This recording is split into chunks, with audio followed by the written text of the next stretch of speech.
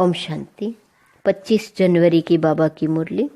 मीठे बच्चे, तुम्हें वंडर खाना चाहिए कि हमें कैसा मीठा बाप मिला है जिसे कोई भी आस नहीं, और दाता कितना ज़बरदस्त है, लेने की जरा भी तमन्ना नहीं। प्रश्न, बाप का वंडरफुल पार्ट कौन सा है? 100%, 100% निष्कामी बाप किस कामना से सृष्टि पर आया है? उत्तर, बाबा का वंडरफुल पार्ट है पढ़ाने का। वह सर्विस के लिए ही आते हैं, पालना करते हैं, पुचकार देकर कहते हैं मीठे बच्चे यह करो, ज्ञान सुनाते हैं, लेते कुछ नहीं। 100% निष्कामी बाप को कामना हुई है मैं अपने बच्चों को जाकर रास्ता बताऊं, सृष्टि के आदि मध्य अंत का समाचार सुनाऊं, बच्चे गुणवान बने, बाप की यही कामना है। ओम शांति। मीठे मीठे रूहानी बच्चों को रूहानी बाप ऐसा मिला हुआ है जो कुछ लेता नहीं, कुछ खाता नहीं, कुछ पीता नहीं, तो उनको कोई आस व उम्मीद नहीं है। और मनुष्यों को कोई न कोई आस जरूर होती है, धनवान बने, फलाना बने, उनको कोई आस नहीं, वह अभोक्ता है। तुमने सुना था एक साधु कहता है मैं कुछ खाता पीता नहीं। यह तो जैसे कॉपी करते हैं। सारे विश्व में एक ही बाप है जो कुछ लेता करता नहीं। तो बच्चों को ख्याल करना चाहिए कि हम किसके बच्चे हैं। बाप कैसे आकर इनमें प्रवेश करते हैं। खुद की कोई तमन्ना नहीं, खुद तो गुप्त है। उनकी जीवन कहानी को तुम बच्चे ही जानते हो। तुम्हारे में भी थोड़े हैं जो पूरी रीति समझते हैं। दिल में आना चाहिए कि हमको ऐसा बाप मिला है जो न कुछ खाता, न पीता, न लेता, कुछ भी उनको दरकार नहीं। ऐसा तो कोई हो नहीं सकता। एक ही निराकार ऊंचते ऊंच भगवान ही गाया हुआ है, उनको ही सब याद करते हैं। वह तुम्हारा बाप भी अभोक्ता, टीचर भी अभोक्ता, तो सतगुरु भी अभोक्ता। कुछ भी लेते नहीं, लेकर वह क्या करेंगे? यह भी वंडरफुल बाप है। अपने लिए जरा भी आस नहीं। ऐसा कोई मनुष्य होता नहीं। मनुष्य को तो खाना, कपड़ा आदि सब चाहिए। मुझे कुछ नहीं चाहिए। मुझे तो बुलाते हैं कि आकर पतितों को पावन बनाओ। मैं हूँ निराकार, मैं कुछ नहीं लेता। मुझे तो अपना आकार ही नहीं। मैं सिर्फ इसमें प्रवेश करता हूँ। बाकी खाती पीती इनकी आत्मा है। मेरी आत्मा को कुछ भी आस नहीं। हम सर्विस के लिए ही आते हैं। सोच करना होता है कैसा वंडरफुल खेल है। एक बाप सबका प्यारा है, उनको जरा भी आस नहीं। सिर्फ आकर पढ़ाते हैं, पालना करते हैं, पुचकार देते हैं मीठे बच्चे यह करो, ज्ञान सुनाते हैं, लेते कुछ भी नहीं। करण करावनहार बाप ही है। समझो कुछ शिव बाबा को दिया, वह क्या करेंगे? टोली लेकर खाएंगे। शिव बाबा को शरीर ही नहीं तो लेवे कैसे? और सर्विस देखो कितनी करते हैं। सबकी अच्छी अच्छी मत देकर गुलगुल बनाते हैं। सबको अच्छी अच्छी मत देकर गुलगुल बनाते हैं। बच्चों को वंडर खाना चाहिए। बाप तो है ही दाता। दाता भी कितना जबरदस्त, और तमन्ना कोई नहीं। ब्रह्मा को बल फुरना है, इतने बच्चों की संभाल करनी है, खिलाना पिलाना है। पैसा जो भी आता है वह शिव बाबा के लिए ही आता है। हमने तो सब कुछ स्वाहा कर दिया। बाप की श्रीमत पर चल, अपना सब कुछ सफल कर भविष्य बनाते हैं। बाप तो 100% निष्कामी है। सिर्फ यही फुरना है कि सबको जाकर रास्ता बताऊं, सृष्टि के आदि मध्य अंत का समाचार सुनाऊं। और तो कोई जानते नहीं, तुम बच्चे ही जानते हो। बाप टीचर के रूप से पढ़ाते हैं, फी आदि कुछ लेते नहीं। तुम शिव बाबा के नाम पर लेते हो, वहाँ रिटर्न में मिलता है। बाबा में यह तमन्ना है क्या कि हम नर से नारायण बने? बाप तो ड्रामा अनुसार पढ़ाते हैं। ऐसा नहीं कि उनको आस है कि हम ऊंचते ऊंच तख्त नसीन बने। नहीं, सारा मदार है पढ़ाई पर, दैवी गुणों पर, और फिर औरों को भी पढ़ाना है। बाप देखते हैं ड्रामा अनुसार, कल्प पहले मिसल, इनकी जो एक्ट चलती है साक्षी होकर देखते हैं। बच्चों को भी कहते हैं तुम साक्षी होकर देखो, अपने को भी देखो हम पढ़ते हैं व नहीं, श्रीमत पर चलते हैं व नहीं, औरों को आप समान बनाने की हम सर्विस करते हैं व नहीं। बाप तो इनके मुख का लौन लेकर बोलते हैं। आत्मा तो चैतन्य है न, मुर्दे में तो बोल ना सके, जरूर चैतन्य में ही आएंगे। तो बाप कितना निष्कामी है, कोई आस नहीं। लौकिक बाप तो समझते हैं बच्चे बड़े होंगे फिर मुझे खिलाएंगे, इनकी तो कोई तमन्ना नहीं। जानते हैं मेरा ड्रामा में पार्ट ही ऐसा है, सिर्फ आकर पढ़ाता हूँ, यह भी नूंद है। मनुष्य ड्रामा को बिल्कुल नहीं जानते। तुम बच्चों को यह निश्चय है बाप ही हमको पढ़ाते हैं, यह ब्रह्मा भी पढ़ते हैं, जरूर यह सबसे अच्छा पढ़ते होंगे। यह भी अच्छा मददगार है शिव बाबा का। हमारे पास तो कुछ धन है नहीं, बच्चे ही धन देते हैं और लेते हैं, दो मुट्ठी देते हैं और भविष्य में लेते हैं। कोई के पास कुछ है नहीं तो कुछ देते नहीं।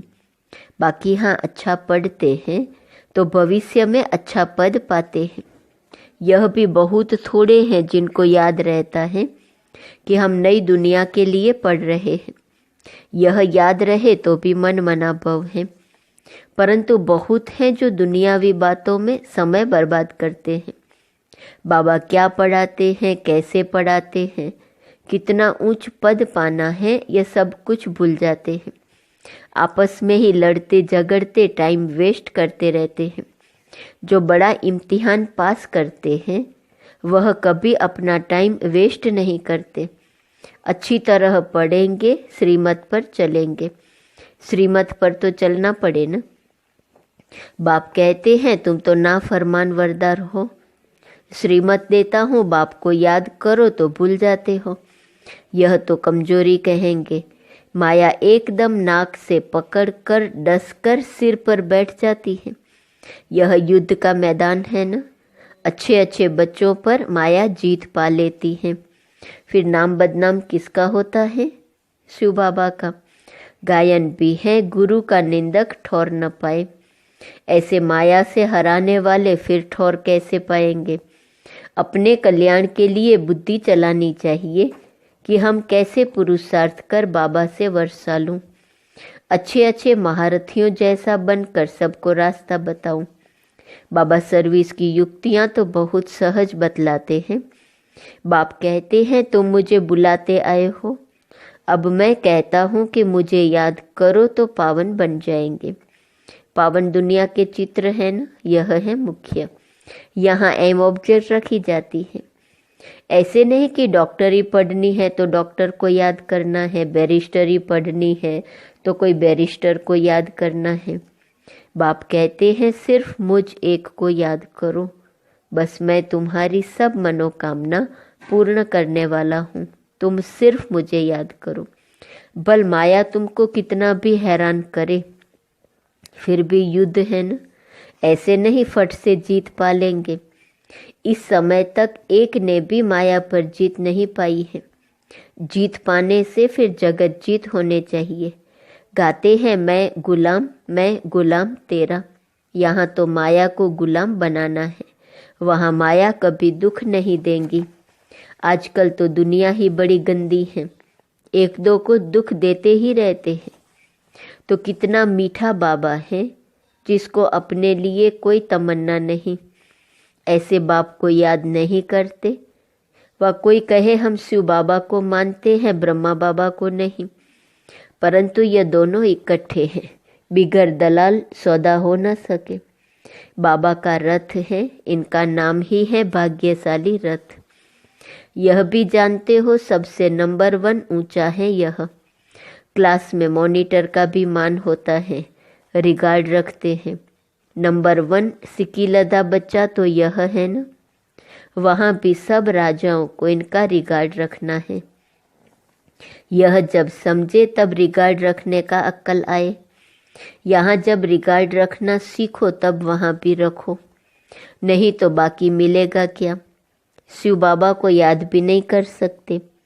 बाप कहते हैं याद से ही तुम्हारा बेड़ा पार होता है, बेहद की राजाई देते हैं। ऐसे बाप को कितना याद करना चाहिए, अंदर में कितना लव होना चाहिए। इनका देखो बाप से कितना लव है। लव हो तब तो सोने का बर्तन बने। जिनका बर्तन सोने का होगा उनकी चलन बड़ी फर्स्ट क्लास होगी। ड्रामा अनुसार राजधानी स्थापन होनी है, उनमें तो सब प्रकार के चाहिए। बाप समझाते हैं बच्चे, तुम्हें कभी भी गुस्सा नहीं आना चाहिए। समझना चाहिए हम अगर सर्विस नहीं करते तो गोया टाइम वेस्ट करते रहते हैं।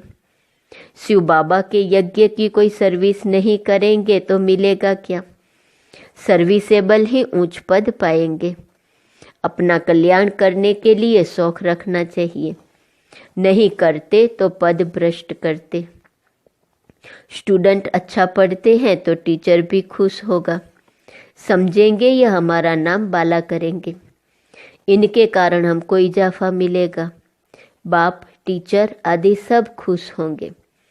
अच्छे सपूत बच्चों पर माँ बाप भी कुर्बान जाते हैं। जो बहुत अच्छी सर्विस करते हैं तो बाप भी सुनकर खुश होते हैं।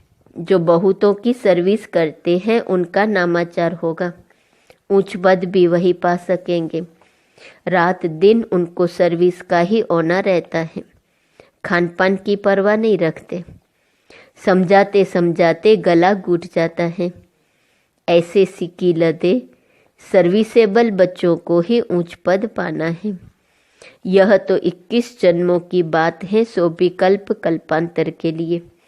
जब रिजल्ट निकलेंगे तब समझेंगे किसने सर्विस की, कितनों को रास्ता बताया। कैरेक्टर्स को भी सुधारना जरूरी है। महारथी घोड़े सवार प्यादे नाम तो है ना। सर्विस नहीं करते तो समझना चाहिए हम प्यादे हैं। ऐसा कोई न समझे कि हमने धन से मदद की है इसलिए हमारा पद ऊंच होगा। यह बिल्कुल भूल है। सारा मदार सर्विस और पढ़ाई पर है। बाप तो अच्छी रीति समझाते रहते हैं कि बच्चे पढ़कर ऊंचा पद पाए, कल्प कल्प का अपने को घाटा न डाले। बाबा देखते हैं ये अपने को घाटा डाल रहे हैं, इनको पता नहीं पड़ता। इसमें ही खुश हो जाते हैं कि हमने पैसे दिए हैं इसलिए माला में नजदीक आएंगे। परंतु भल पैसा दिया लेकिन नॉलेज नहीं धारण की, योग में नहीं रहे तो वह क्या काम के। अगर रहम नहीं करते तो बाकी बाप को क्या फॉलो करते हैं। बाप तो आए ही हैं बच्चों को गुलगुल बनाने। जो बहुतों को गुलगुल बनाएंगे उन पर बाप भी बलिहार जाएंगे। स्थूल सर्विस भी बहुत है। जैसे भंडारी की बाबा बहुत महिमा करते हैं, उनको बहुतों की आशीर्वाद मिलती है। तो जो जितनी सर्विस करते हैं वह अपना ही कल्याण करते हैं। अपनी हड्डियां सर्विस में देते हैं, अपनी ही कमाई करते हैं। बहुत हड्डी प्यार से सर्विस करते हैं। जो खिटपीट करते हैं वह अपनी ही तकदीर खराब करते हैं। जिनमें लोभ होगा उन्हें वह सताएगा। तुम सब वानप्रस्थी हो, सबको वाणी से परे जाना है। अपने से पूछना चाहिए सारे दिन में हम कितनी सर्विस करते हैं। कई बच्चों को तो सर्विस बगैर सुख नहीं आता। कोई कोई को ग्रहचारी बैठती है बुद्धि पर व पढ़ाई पर। बाबा तो सबको एक रस पढ़ाते हैं। बुद्धि कोई की कैसी होती, कोई की कैसी होती है। फिर भी पुरुषार्थ तो करना चाहिए, नहीं तो कल्पांतर का पद ऐसा हो जाएगा। पिछाड़ी में जब रिजल्ट निकलेंगी तो सब साक्षात्कार करेंगे। साक्षात्कार करके फिर ट्रांसफर हो जाएंगे। शास्त्रों में भी है कि पिछाड़ी में बहुत पछताते हैं कि मुफ्त समय वेस्ट किया, कल्पांतर का बहुत धोखा खाया। बाप तो सावधान करते रहते हैं शिव बाबा की तो यही तमन्ना है कि बच्चे पढ़कर ऊंच पद पाएं, और कोई अपनी तमन्ना नहीं है। उनके काम की भी कोई वस्तु नहीं है। बाप समझाते हैं, बच्चे अंतर्मुखी बनो। दुनिया तो सारी बाहरमुखी है, तुम हो अंतर्मुखी। अपनी अवस्था को देखना है और सुधारने का भी पुरुषार्थ करना है। अच्छा, मीठे मीठे सिकिलदे बच्चों प्रति माता पिता बाप दादा का याद, प्यार और गुड मॉर्निंग। रूहानी बाप की रूहानी बच्चों को नमस्ते। रूहानी बच्चों की रूहानी बाप को नमस्ते नमस्ते नमस्ते। धारणा के लिए मुख्य सार। पहली पॉइंट, साक्षी होकर स्वयं के पार्ट को देखो। हम अच्छी रीति पढ़कर दूसरों को पढ़ाते हैं या नहीं? आप समान बनाने की सेवा करते हैं? अपना समय दुनियावी बातों में बर्बाद मत करो। दूसरी पॉइंट, अंतर्मुखी बन अपने आप को सुधारना है। अपने कल्याण का शौक रखना है। सर्विस में बिजी रहना है। बाप समान रहमदिल जरूर बनना है। वरदान, हर समय अपनी दृष्टि वृत्ति कृति द्वारा सेवा करने वाले पक्के सेवाधारी भव। सेवाधारी अर्थात हर समय श्रेष्ठ दृष्टि से, वृत्ति से, कृति से सेवा करने वाले। जिसको भी श्रेष्ठ दृष्टि से देखते हो तो वह दृष्टि भी सेवा करती है। वृत्ति से वायुमंडल बनता है। कोई भी कार्य याद में रहकर करते हो तो वायुमंडल शुद्ध बनता है। ब्राह्मण जीवन का श्वास ही सेवा है। जैसे श्वास न चलने से मूर्छित हो जाते हैं, ऐसे ब्राह्मण आत्मा सेवा में बिजी नहीं तो मूर्छित हो जाती है। इसलिए जितना स्नेही उतना सहयोगी, उतना ही सेवाधारी बनो। स्लोगन, सेवा को खेल समझो तो थकेंगे नहीं, सदा लाइट रहेंगे। आज का स्वमान है, मैं उड़ती कला में उड़ने वाली आत्मा हूँ। अव्यक्त इशारे की पॉइंट 25 जनवरी। सदा डबल लाइट स्थिति में रहने वाले निश्चय बुद्धि निश्चिंत होंगे। उड़ती कला में रहेंगे। उड़ती कला अर्थात ऊंचे से ऊंची स्थिति। उनके बुद्धि रूपी पांव धरनी पर नहीं। धरनी अर्थात देहभान से ऊपर। जो देहभान की धरनी से ऊपर रहते हैं वह सदा फरिश्ते हैं। उनके संपर्क में जो भी आत्मा आएंगी वह थोड़े समय में भी शीतलता व शांति की अनुभूति करेंगी। ओम।